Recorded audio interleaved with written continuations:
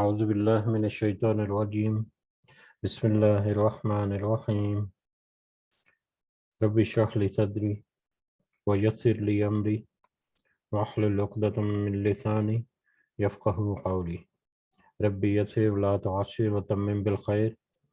اللہم لا سہل الا ما جعلتہ سہلا وانت تجعل الحزن اذا شئت سہلا اللہم انفعنا بما علمتنا وعلمنا ما ينفعنا وزدنا علما آمین یا رب العالمین۔ آج ہم انشاءاللہ اللہ کے خاص فضل و کرم سے سورہ ہود کی آیت نمبر 50 سے آنورڈ دیکھیں گے۔ ہم شروع کرنے سے پہلے اس کی حمد، اس کا شکر کرتے ہیں جس نے ہمیں یہ ہمت اور توفیق دی اور جس نے ہمارے دلوں کو اس قابل بنایا کہ ہم اپنے دن کا آغاز اس کے بابرکت کلام کو سمجھنے سے، اس کو پڑھنے سے شروع کریں۔ اس دعا کے ساتھ کہ اللہ تعالیٰ اس کو صحیح سمجھنے کی ہمیں توفیق عطا فرمائے اور اس کا فائدہ ہمارے لیے اس دنیا میں اور آخرت میں لکھ دے۔ اس سے پہلے جہاں پر 4 رکوع ہم نے مکمل کیے تھے پچھلی ہماری جو مجلس تھی اس میں، اور ہم نے دیکھا ہے کہ ان 4 رکوعوں میں جو پہلے 2 رکوع تھے وہ تو اللہ تعالیٰ کی جو کچھ بڑی بڑی نشانیاں اور اس کے علاوہ مومنین کا کچھ تھوڑا تذکرہ ہوا کہ مومن جو ہیں وہ کس طرح کا ان کا کردار ہونا چاہیے، یا ان کے لیے کیا اللہ تعالیٰ کی خوشخبریاں، اللہ تعالیٰ کی طرف سے ان کا اجر کیا ہوگا ان کے نیک اعمال کا ایمان کے ساتھ ساتھ۔ لیکن زیادہ اشارہ یا زیادہ آیات جو ہیں وہ ان لوگوں کے لیے ملی جو انکار کرنے والے، کفر اور شرک کرنے والے لوگ، ان کے لیے بہت سارا ان کا کردار جو ہے، ان کا رویہ جو ہے، ان کے عقائد جو ہے اس کا تذکرہ کیا۔ اللہ تعالیٰ نے آیات ظاہر کی، بیان کی، اور اس کے علاوہ ان کے ساتھ کیا انجام ہونے والا ہے وہ بھی ذکر ہوا۔ اور پھر آخری جو 2 رکوع نمبر 3 اور 4 ہم نے پڑھا تھا، اس میں حضرت نوح علیہ السلام کا واقعہ، ان کی قوم کہ ان کے ساتھ کس طرح سے حضرت نوح علیہ السلام نے تقریباً 900 سال تک مسلسل ان میں تبلیغ کی، لیکن اس کے باوجود بہت ہی قلیل تعداد میں 80 کے لگ بھگ یا 80 سے بھی کم لوگ تھے جو ان پر ایمان لائے، اور کس طرح سے انہوں نے حضرت نوح علیہ السلام کے پیغام کو جھٹلایا اور کیسے وہ مذاق کرتے رہے۔ اور ہم نے یہ بھی دیکھا کہ ان کے دور میں، حضرت نوح علیہ السلام کے دور میں جو ان کے ساتھ حالات و واقعات ہوئے، لوگوں نے ان کے ساتھ جو رویہ رکھا، تقریباً وہی رویہ نبی کریم صلی اللہ علیہ وسلم کے ساتھ بھی ان کی قوم، یہ قوم قریش، قوم مکہ جو ہے، یا مشرکین مکہ، ان کا رویہ یا ان کا کردار ایسا رہا۔ پھر حضرت نوح علیہ السلام کے بارے میں 2 مسلسل رکوع جس میں بڑی تفصیل کے ساتھ، پہلے رکوع میں ان کے اوپر ان کی تبلیغ کا تھوڑا ذکر رہا، ان کا کردار، ان کی اپنی کوشش حضرت نوح علیہ السلام کی، اور پھر اس کا رسپانس جو ان کی قوم نے دیا، اور پھر آخری جو 4تھا رکوع ہم نے پڑھا اس میں پھر ان کے اوپر جو عذاب آیا جس میں وہ سارے غرق ہو گئے، وہ سیلاب کا عذاب، اس کے بارے میں تفصیلات ملی، اور ہم نے کوشش کی تھی اس میں ہم جہاں تک ممکن ہو کچھ تفاصیل جو ہیں مختلف جو قرآن مجید میں تفصیل آئی ہے وہ ہمارے سامنے ہوئی۔ اس کے علاوہ کچھ اور تفاصیل جو بنی اسرائیلیات کہہ سکتے ہیں، یا بائبل وغیرہ سے کچھ ملی، اس کا بھی ہم نے ہلکا سا تذکرہ کیا۔ اور جاتے جاتے آخری کچھ آیات میں غالباً آیت نمبر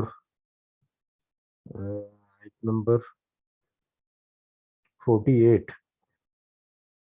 ہاں آیت نمبر 48 جو ہے 48، اس میں اللہ تعالیٰ نے فرما دیا کہ اے نوح علیہ السلام، اے نوح، ہماری جانب سے سلامتی اور برکتوں کے ساتھ اس کشتی سے اتر جاؤ۔ اب یہ کشتی جو ہے ایک جگہ پہ جب کھڑی ہوئی اور پھر وہی اسی آیت میں اللہ تعالیٰ نے فرمایا اور بہت سی وہ امتیں ہوں گی جنہیں ہم فائدہ تو ضرور پہنچائیں گے، لیکن پھر انہیں ہماری طرف سے دردناک عذاب بھی پہنچے گا۔ تو اس آیت نمبر 48 کے ریفرنس میں ہم نے دیکھا کہ اللہ تعالیٰ نے ایک فیوچر کے بارے میں، آئندہ آنے والے کل کے بارے میں بھی حضرت نوح علیہ السلام کو بتا دیا کہ آج یہ تمہارے ساتھ جتنے بھی لوگ ہیں وہ سارے حق پر اور ایمان پر ہیں، اس ایمان اور حق کی برکت جو ہے، اس برکت کے ساتھ اس کشتی سے اترو، اور اس کے بعد پھر نسل انسانی تمہاری بڑھے گی آگے، لیکن اس ایمان کی وجہ سے ہم تو ان کو بہت سارے فائدے دیں گے، اس آنے والی نسل کو یا اس قوم کو، لیکن آئندہ آنے والی قومیں یا نسلیں کچھ ایسی بھی ہوں گی جن کو پھر دردناک عذاب جو ہے وہ بھی پہنچے گا۔ تو جیسا کہ ہم نے سورہ اعراف میں دیکھا تھا کہ مسلسل 6 رسولوں کا تذکرہ ہوا تھا، لگ بھگ اسی سے ملتا جلتا یہاں پر بھی معاملہ ہے۔ پہلے حضرت نوح علیہ السلام جن کو آدم ثانی بھی کہا جاتا ہے، ان کا تذکرہ 4 رکوع میں ہوا۔ اس کے بعد ہم اگلی آیت جب شروع کریں گے تو ہمیں اس سے اگلی ایک قوم جو ہے اس کا تذکرہ ملے گا، اور پچھلی جو ہم نے آیات پڑھی انہی کو ہم اپنے ذہن میں، اپنے بیک گراؤنڈ میں رکھیں گے تو ہمیں بہت آسانی سے آگے بھی بڑھنے میں مدد ملے گی۔ اور ہم یہ ضرور دیکھتے جائیں ساتھ ساتھ کہ حضرت نوح علیہ السلام سے لے کے جتنے بھی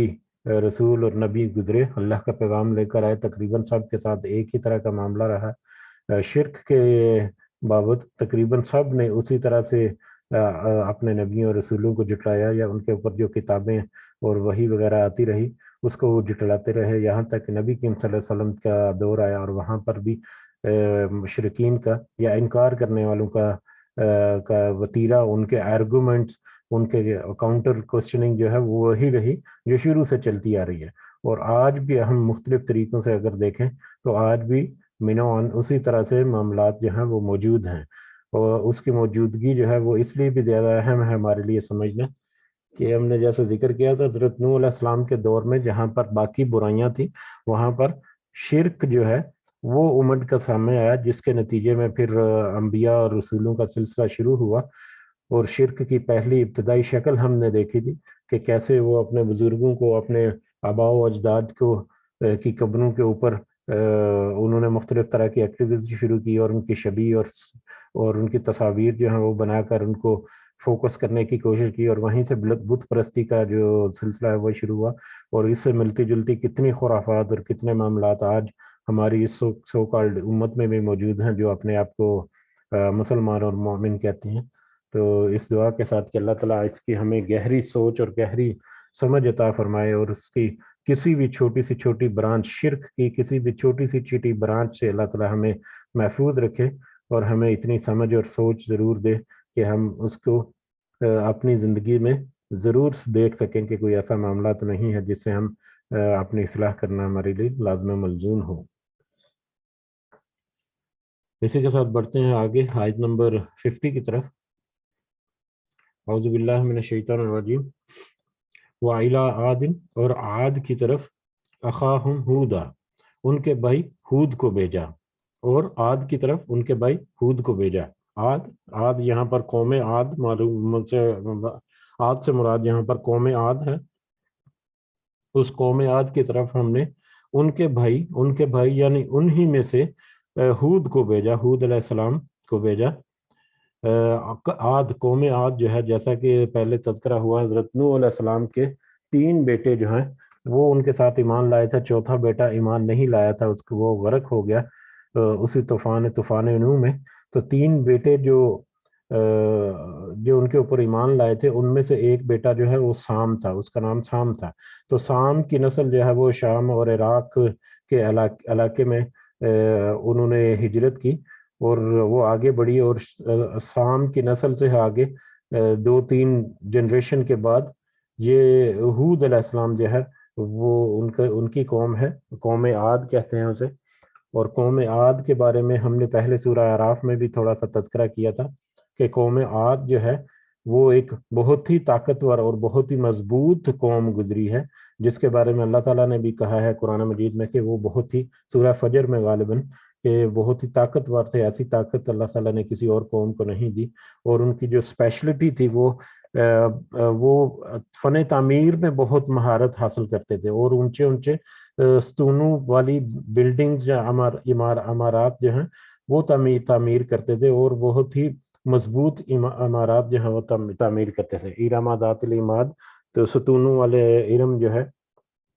وہ اس قوم کا ذکر سورہ فجر میں بھی آیا. بہرحال یہ ایک بہت مضبوط قوم تھی جو فن تعمیر میں بہت ہی مہارت رکھتی تھی. اللہ تعالیٰ نے ان کو بہت فضل اور بہت ان کو سکلز بخشی تھی اس معاملے میں. بڑے بڑے ستونوں کو اور بڑے بڑے پہاڑوں کو کاٹ کر بڑی بڑی عالیشان بلڈنگ جو ہیں عمارات جو ہیں وہ بنانے کے وہ ماہر تھے. لیکن اس کے ساتھ ساتھ وقت کے ساتھ ساتھ حضرت نوح کے بعد علیہ السلام کے بعد 3 یا 4 نسلوں کے بعد یہ نسل جو ہے یہ بھی اپنے دوسرے معاملات کے ساتھ ساتھ شرک کے میٹر جو ہے اس میں پڑ گئے, اور اللہ کے ساتھ دوسری ہستیوں کا شریک بنانا شروع کر دیا انہوں نے بھی. تو پھر حضرت ہود علیہ السلام کو, جو انہی کی قوم میں تھا, انہی میں سے تھا, اسی قوم میں سے, اسی آبادی میں سے, یا انہی لوگوں میں سے تھا, ان کے بھائی کو بھیجا. قال یا قومی, اس نے کہا, حضرت ہود علیہ السلام نے کہا, اے میری قوم, اعبد اللہ, تم سب عبادت کرو اللہ کی, وما لکم من الہ, اور نہیں ہے تمہارے لیے کوئی معبود غیرہ, اس کے سوا یعنی اللہ کے سوا, تم سب اللہ کی عبادت کرو, بے شک اللہ کے سوا تمہارا کوئی معبود نہیں. ان انتم الا مفترون, نہیں ہو تم مگر جھوٹ گڑنے والے. کہ یہ شرک کی جو بہانے جو تراشے ہوئے ہیں, اور کچھ سٹوریاں جو بے سروپا اور بغیر کسی سند کے تم مطلب لے کر بنیاد بنا کر ان کو اللہ کے ساتھ دوسرے شریکوں کو ٹھہراتے ہو اور ان کی عبادت کرتے ہو, تو یہ سب جھوٹ گڑا ہوا ہے تمہیں, جو ڈائریکٹلی انڈائریکٹلی اللہ کی طرف منسوب کرتے ہو. تو اس جھوٹ سے باز آ جاؤ, اور اللہ کے علاوہ کوئی عبادت کے لائق نہیں, صرف اسی کی عبادت کرو. اور ہم نے دیکھا ہے کہ ہمیشہ جس بھی نبی اور رسول نے اپنی دعوت کا ابتدا کی, تو سب سے پہلا پیغام اس کا یہی رہا کہ اللہ کے علاوہ کوئی عبادت کے لائق نہیں, یعنی توحید کا سب سے پہلا درس جو دیا. اور توحید ہی سب سے بڑی ایک مطلب سب سے پہلا اور بنیادی عقیدہ ہے جو انسان کو مومن اور کافر میں تمیز کرتا ہے. بہرحال حضرت ہود علیہ السلام نے بھی اپنی قوم عاد کی طرف یہی سب سے پہلا پیغام دیا کہ اللہ کے علاوہ کسی کی عبادت مت کرو. یا قومی, اے میری قوم, انہوں نے یہ بھی کہا حضرت ہود علیہ السلام نے, اے میری قوم, لا اسالکم علیہ, نہیں میں مانگتا تم سے علیہ اس پر, یعنی ان کی نصیحت اور واضح یا ان کے اوپر جو محنت کر رہے ہیں حضرت ہود علیہ السلام, اس کے بارے میں یا اس کے نتیجے میں یا اس کے عوض نہیں میں مانگتا تم سے اجرن, کوئی اجر. یاد ہوگا کہ حضرت نوح علیہ السلام نے بھی اسی طرح کے الفاظ کہے تھے اپنی قوم سے کہ میں تو تم سے کوئی اجر نہیں مانگتا, 900 سال سے میں تمہارے درمیان موجود ہیں اور تمہاری اصلاح کرنے کی کوشش کر رہا ہوں. مجھے کوئی مال, مرتبہ, رتبہ, کوئی شہرت, دولت, ایسا تو کچھ بھی نہیں چاہیے. جو دنیاوی معاملات میں مجھے تو کوئی اجر نہیں چاہیے. اسی طرح سے حضرت ہود علیہ السلام نے بھی اپنی قوم سے کہا کہ میں تو تم سے کوئی دنیاوی اجر, کوئی مال متاع, کوئی رتبہ, کوئی عزت, کوئی حکومت, یہ کچھ بھی نہیں چاہتا. ان اجریہ الا علی الذی فطرنی, میرا اجر تو نہیں ہے, میرا اجر مگر اس پر جس نے مجھے پیدا کیا. فطرنی, جس نے مجھے پیدا کیا, یعنی جس نے مجھے دین فطرت پہ ادا کیا, یعنی سوچ سمجھ جس نے مجھے پیدا کیا, کہ میرا اجر اس کے اوپر ہے جس نے مجھے پیدا کیا ہے. میرا اجر تو صرف اللہ ہی ہے جس نے مجھے پیدا کیا اور جو مجھے اجر دے سکتا ہے. اس کے علاوہ دنیا کا تو میں تم سے کوئی اجر نہیں طلب کرتا.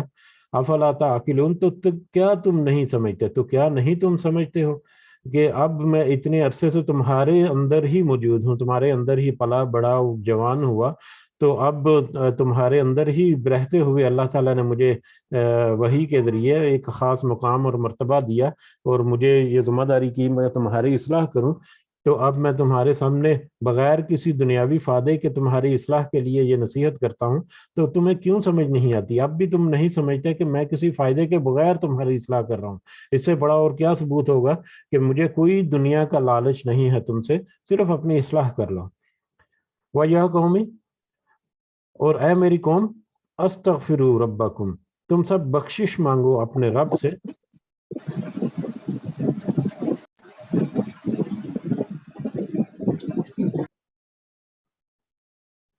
کہ اے میری قوم تم سب بخشش مانگو اپنے رب سے، ثم توبوا الیہ، پھر تم سب توبہ کرو یا پلٹ آؤ اسی کی طرف۔ اب یہ تم جو اپنی خرافات میں پڑے ہوئے ہو اللہ کے ساتھ دوسری ہستیوں کو شریک ٹھہرا کر، تو اس سے تم بعد آ جاؤ، اللہ سے استغفار کرو، اللہ سے بخشش طلب کرو، اور اس کی طرف پلٹ آؤ، اس کی طرف توبہ اپنی جو ہے وہ پیش کرو۔ یرسل السماء، تو وہ بھیجے گا آسمان سے، علیکم تم پر، مدرارن، خوب برسنے والا ہوگا، جو خوب برسنے والا ہوگا، وہ آسمان سے تمہارے اوپر بھیجے گا جو خوب برسنے والا ہوگا، یعنی آسمان سے بادل کی شکل میں، بارش کی شکل میں تمہارے اوپر ایک رحمت برسے گا، جو اچھی طرح بہت ہی نفع بخش ہوگا، جو بہت ہی خوب برسنے والا ہوگا، نفع پہنچانے والی بارش یا نفع پہنچانے والے بادل جو ہیں وہ اللہ تعالیٰ بھیجے گا تمہیں۔ وَيَزِدْكُمْ قُوَّةً، اور زیادہ کرے گا تمہاری قوت کو، اِلَىٰ قُوَّتِكُمْ، تمہاری موجودہ قوت کے ساتھ، یعنی تم جو اس وقت موجودہ بہت ہی طاقتور ایک قوم ہو، جیسا کہ پہلے ذکر بھی ہوا، اللہ تعالیٰ اس طاقت میں اور اضافہ کرے گا، تمہیں اور زیادہ مضبوط اور زیادہ طاقتور بنائے گا۔ وَلَا تَتَوَلَّوْا، اور مت تم روگردانی کرو، مجرمین، سب مجرم بنتے ہوئے، یہ جرم کا ارتکاب جو ہے وہ مت کرو۔ یہ جرم کون سا تھا؟ شرک کا جرم جو کرتے ہو، اس شرک سے بعد آ جاؤ اور اللہ سے مغفرت بخشش طلب کرو، استغفار کرو، اور اسی کی طرف لوٹ آؤ، یعنی اسی کی طرف اپنی توبہ کو پیش کرو، کہ اس کے نتیجے میں اللہ تمہارے اوپر رحمتوں کے بادل جو ہے وہ برسائے گا اور تمہاری قوت میں اور زیادہ اضافہ کر دے گا۔ اور مختلف احادیث اور مختلف قرآنی آیات سے بھی ہمیں پتہ چلتا ہے کہ استغفار کرنا جو ہے، استغفار کرنے والے کے اوپر اللہ تعالیٰ کی خاص رحمتیں اور خاص برکتیں ہوتی ہیں۔ یہ ایک الگ سے ٹاپک ہے، بڑا اچھا اور بہت ہی عمدہ ٹاپک ہے، لیکن اس وقت اس کو ہم نہیں دیکھتے، بعد میں کبھی دیکھیں گے۔ بہرحال اللہ کے حضور جو اپنا استغفار پیش کرتا رہتا ہے، اللہ سے بخشش گناہوں کی طلب کرتا رہتا ہے، تو ان کے لیے اللہ تعالیٰ اپنے خاص رحم و کرم اور خاص فضل جو ہے وہ ضرور شامل حال کرتا ہے ان کا۔ اسی لیے زیادہ سے زیادہ بخشش اور اللہ کی مغفرت طلب کرنا جو ہے یہ انتہائی فائدہ مند ہے۔ بہرحال قوم عاد جو ہے وہ حضرت ہود علیہ السلام کے ذریعے ان کو بھی یہی پیغام ملا کہ اللہ کی طرف، اللہ کی بندگی کرو، اس کے ساتھ شرک کرنا چھوڑ دو اور بخشش طلب کرو اور اللہ سے توبہ کرو، یقیناً اللہ تعالیٰ تمہارے اوپر رحمت کے بادل برسائے گا اور تمہاری قوت میں، تمہارے سکلز میں اور زیادہ اضافہ کر دے گا۔ قالوا یا ہود، ان سب نے کہا، یعنی اس قوم نے کہا کہ اے ہود علیہ السلام، ما جئتنا، نہیں لایا تم ہمارے پاس، بینہ، کوئی واضح دلیل، کوئی واضح نشانی، کوئی واضح آیت، کوئی واضح دلیل نہیں لے کر آئے تم ہمارے پاس، وما نحن بتارکی، اور نہیں ہم ہرگز چھوڑنے والے، آلہتنا، اپنے معبودوں کو، عن قولک، تیرے کہنے پر، تمہارے کہنے پر، آپ کے کہنے پر تو ہم اپنے معبودوں کو نہیں چھوڑنے والے۔ وما نحن لک بمؤمنین، اور نہیں ہم تجھ پر ایمان لانے والے، اور نہیں ہم بالکل تجھ پر ایمان لانے والے۔ یہ بھی آیت کے پہلے حصے میں دیکھیں تو ایگزیکٹلی وہی چیز جو حضرت نوح علیہ السلام کے بارے میں ان کی قوم نے کہی، نبی کریم صلی اللہ علیہ وسلم کے بارے میں ان کی قوم نے کہی، تو اسی طرح سے حضرت ہود علیہ السلام کے بارے میں ان کی قوم نے بھی کہی، اور وہ کیا تھی کہ نہیں ہم دیکھتے تمہارے پاس کوئی واضح دلیل، تمہارے پاس کوئی مافوق الفطرت، کوئی اس طرح سے مطلب معجزات جو ہیں وہ نہیں ہے، تم ہماری طرح سے ایک عام انسان ہو، کھاتے پیتے ہمارے اندر بھی موجود ہو، اگر تم اللہ کی طرف سے کوئی فرشتے، اللہ کی طرف سے کوئی رسول ہو یا نبی ہو یا اللہ کی طرف سے مبعوث کیے گئے ہو، تمہارے پاس پیغام اللہ کی طرف سے آتا ہے، تو کچھ واضح نشانیاں ہونی چاہیے، جس طرح سے حضرت نوح علیہ السلام سے تقاضا کیا یا نبی کریم صلی اللہ علیہ وسلم سے، سیم اسی طرح سے کہ تم ہماری طرح کے انسان ہو، ہم تو تمہیں کوئی افضلیت نہیں دیکھتے، تم میں کوئی ایکسٹرا آرڈنری سکلز نہیں دیکھتے، کوئی مافوق الفطرت، کوئی ایسی چیز تم میں نہیں دیکھتے جس کی وجہ سے ہم کہیں کہ ہاں واقعی تم ایک مختلف انسان ہو جس کے اوپر اللہ تعالیٰ وحی بھیجتا ہے۔ تو انہوں نے بھی بالکل اسی طرح سے کہا کہ ہم تو تمہارے پاس کوئی واضح دلیل نہیں دیکھتے، اور اب تمہارا جو عام شخصیت ہونا جو ہے وہ ہمارے لیے کافی نہیں ہے، یعنی ہم ہرگز اپنے معبودوں کو نہیں چھوڑیں گے اور نہ ہی تیرے کہنے کے اوپر ہم ایمان لے کر آئیں گے۔ انہوں نے بھی اسی طرح سے صاف انکار کر دیا۔ ان نقول، ہم کہتے الا اطراک، مگر یہ کہ مبتلا کر دیا ہے تجھے بعض آلہتنا، بعض ہمارے معبودوں نے، بسوء خلل دماغ کے خلل کی یا برائی میں، دماغ کے خلل دماغ کی برائی میں۔ ہم یہ نہیں کہتے مگر یہ کہ ہمارے بعض معبودوں نے تمہارے دماغ میں کچھ برائی خلل ڈال دی ہے یا کوئی برائی ڈال دی ہے، یعنی یہ جو آپ جو ہیں ہمارے معبودوں کی بار بار تکذیب کرتے ہیں اور ان کے خلاف اقدامات کرتے ہیں اور ان کو ماننے سے انکار کرتے ہیں۔ حضرت ہود علیہ السلام سے کہہ رہے ہیں کہ جو اللہ کے علاوہ جن کو وہ پکارتے تیرے ان شریکوں کو، ان کے خلاف جو آپ بات کرتے ہیں یا ان کی تکذیب کرتے ہیں یا ان کے خلاف اکساتے ہیں، تو یہ تو لگتا ہے کہ ہمارے ہی کسی معبود یا ہمارے ہی کسی خدا نے یا ان کی کسی ہستی نے ہی تمہارے اوپر کے ایسا اثر کر دیا ہے جس کی وجہ سے تمہارا مطلب آپ کا یہ دماغ جو ہے وہ صحیح کام نہیں کر رہا۔ استغفر اللہ، کہ سیم اسی طرح جیسا حضرت نوح علیہ السلام کے ساتھ یا نبی کریم صلی اللہ علیہ وسلم کے ساتھ کہا کہ کوئی جن کا اثر ہو گیا ہے یا کوئی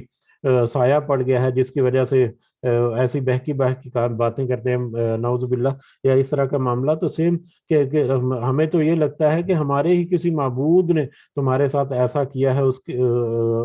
تمہاری اس تکذیب کے نتیجے میں۔ قال، تو ہود علیہ السلام نے کہا، انی اشہد اللہ، بے شک میں گواہ بناتا ہوں اللہ کو، میں تو اللہ کو گواہ بناتا ہوں کہ میرے ساتھ تو کوئی ایسا معاملہ نہیں ہے جیسا تم سوچ رہے ہو۔ وشہدو، اور تم سب گواہ رہو، انی بریون، کہ بے شک میں بری ہوں، مما تشرکون، اس سے جس کو تم شریک ٹھہراتے ہو، اس سے جس کو تم شریک بناتے ہو۔ میں تو اللہ کو گواہ بناتا ہوں کہ بے شک جو تم میرے بابت جو سمجھتے ہو ایسا کچھ بھی نہیں، اس بارے میں میرا اللہ میرا گواہ ہے، اور تم بھی گواہ رہو کہ میں تمہارے اس جرم سے بری ہوں، یہ جو جرم کرتے ہو شرک کرنے والا، اس سے میں بری ہوں۔ یعنی انہوں نے دنیا میں ان سے بھی کہا کہ تم کم از کم اب یہ گواہی دو کہ میں تمہارے رستے پر چلنے والا نہیں، اب تم یہ گواہی رکھو کہ ہاں میں واقعی ایک یہ پیغام دیتا رہا اور تمہارے رشتے پر چلنے سے انکار کیا، شرک سے انکار کیا۔ من دون ہی، اس کے سوا تم سب شریک ٹھہراتے ہو، من دون ہی، اس کے سوا، یہ پچھلی آیت کے پچھلے ایک لفظ کے ساتھ ہے کہ تم شریک رہو،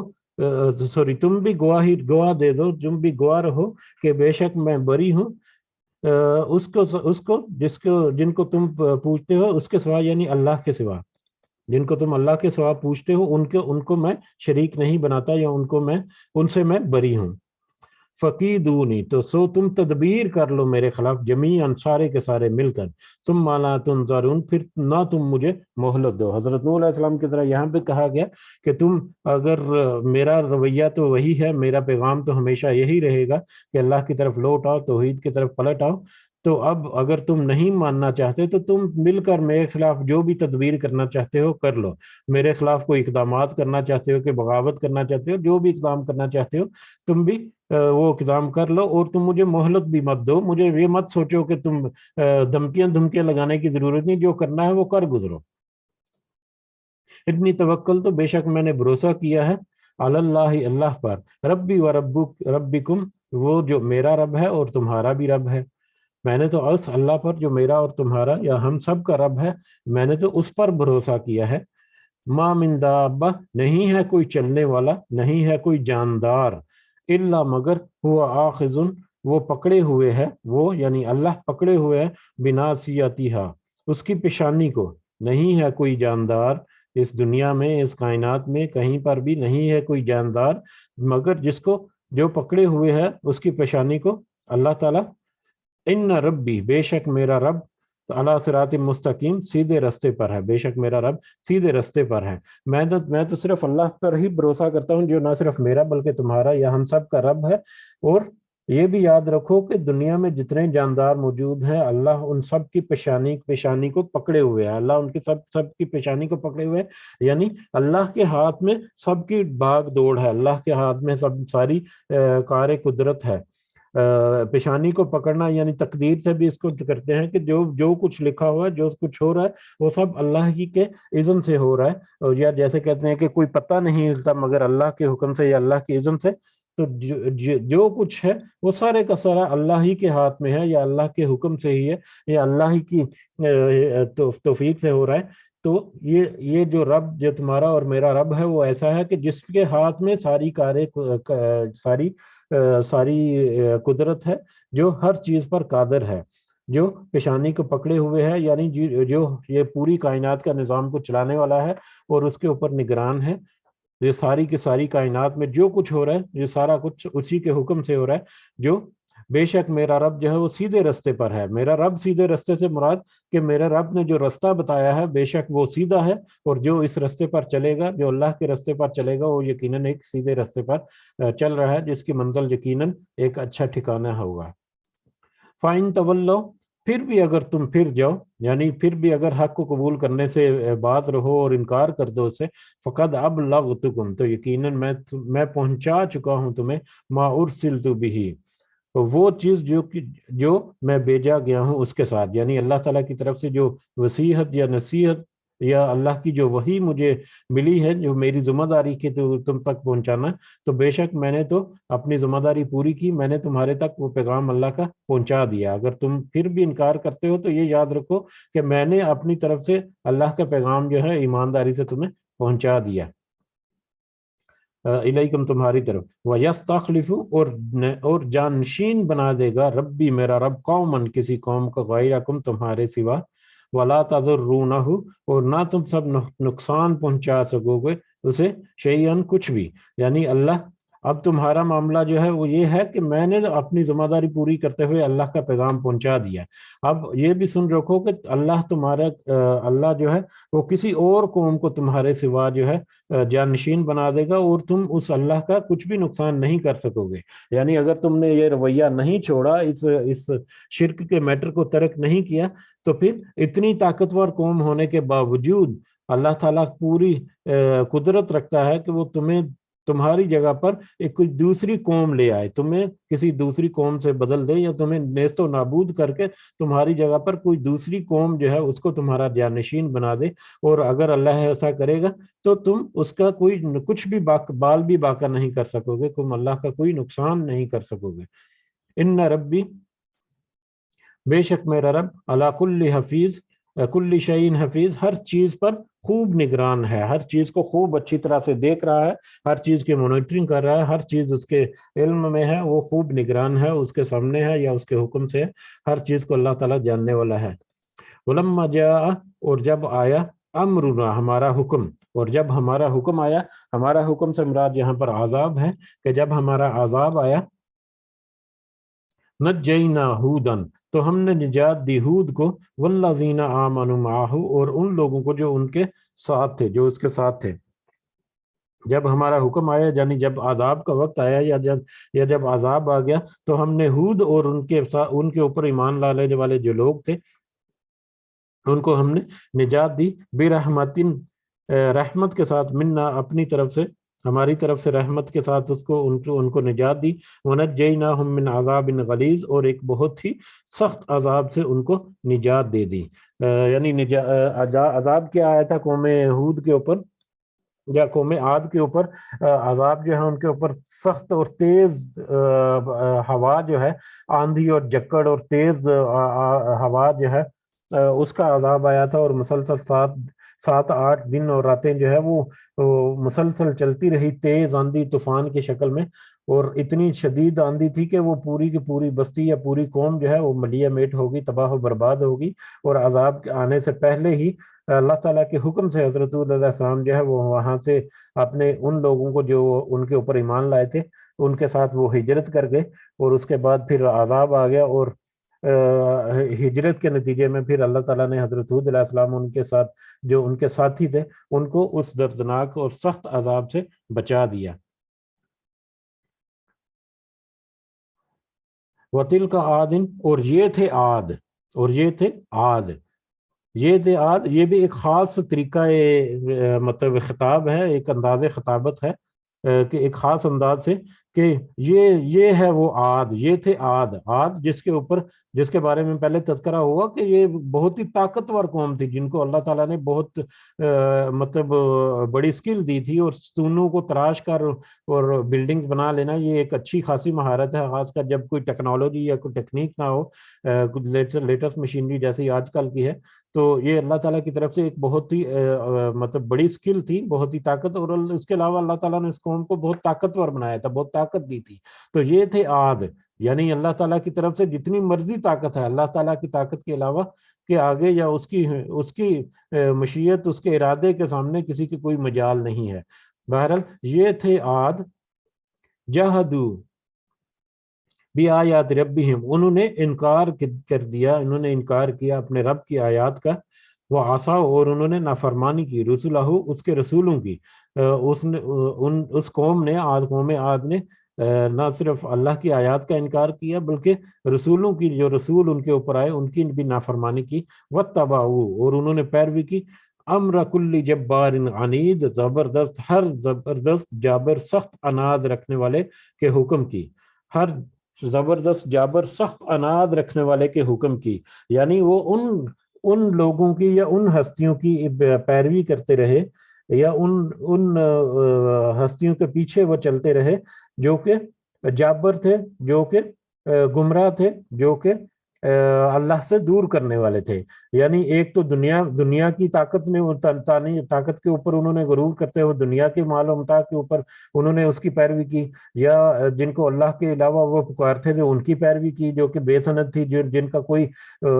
حقیقت سے لینا دینا نہیں تھا، جن کا کوئی اللہ کی طرف سے جھوٹ منسوب کیا ہوا سارا کچھ، یا اپنے آباء و اجداد کے جو کہانیاں اور ان کی جو باتیں اور ان کی جو رسم و رواج تھے ان کی انہوں نے پیروی کی. تو ایسی چیزیں جو سخت اور جابر اور عناد رکھنے والی، اللہ کے احکامات کی خلاف ورزی کرنے والی اور اللہ کے عذاب کو دعوت دینے والی چیزیں، یا ان کے عقائد یا ان کی ہستیاں تھیں، ان کی انہوں نے پیروی کی. یعنی اللہ کی آیات کا اور اس کے رسولوں کا تو انکار کر دیا، لیکن اللہ سے بغاوت کرنے والے یا اللہ سے دور کرنے والے جو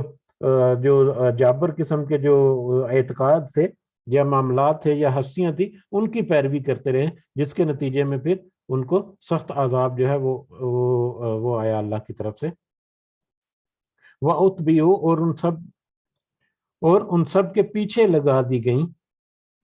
فی ہذہ الدنیا، اس دنیا میں، لعنت، لعنت، اور ان سب کے پیچھے اس دنیا میں بھی لعنت لگا دی. دنیا میں لعنت، ویوم القیامت، اور قیامت کے دن بھی، دنیا میں بھی ان کے پیچھے لعنت لگا دی گئی اور قیامت کے دن بھی. دنیا میں کیا ہے لعنت؟ دنیا میں ایک تو ان کا نام و نشان مٹا دیا، ان کے اوپر جو سخت عذاب آیا یہ دنیا میں ان کے اوپر لعنت ہے. اور یوم القیامت، اور قیامت کے دن تو یقیناً وہ پھر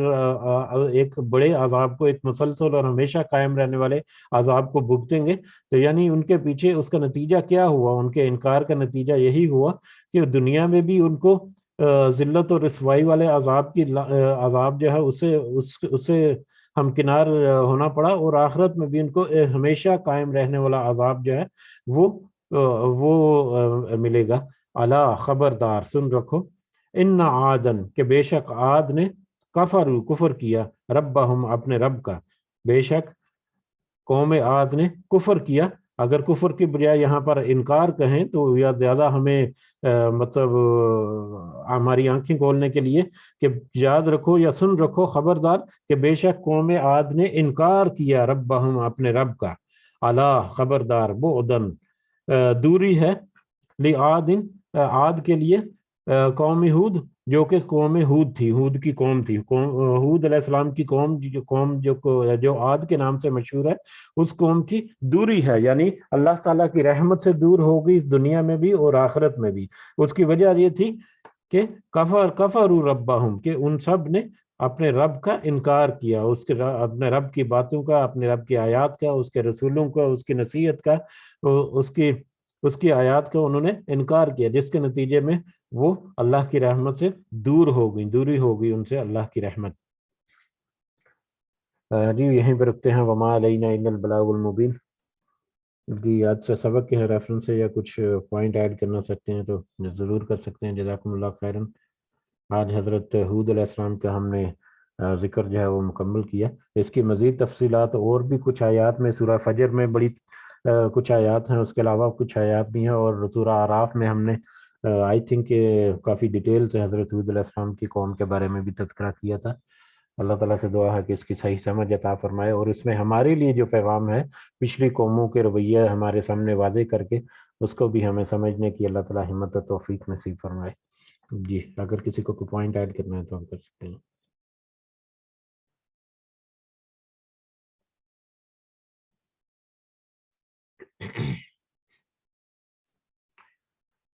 جی اسی کے ساتھ اجازت چاہتے ہیں، دعا میں ضرور یاد رکھیں اللہ تعالیٰ ہمارا حامی و ناصر ہو۔ ہم جو کچھ پڑھنے کی سمجھنے کی کوشش کر رہے ہیں اللہ تعالیٰ سے دعا ہے کہ اس کی صحیح سمجھ ہمیں عطا فرمائے۔ میرے کہنے میں، ہمارے سننے میں، سمجھنے میں اگر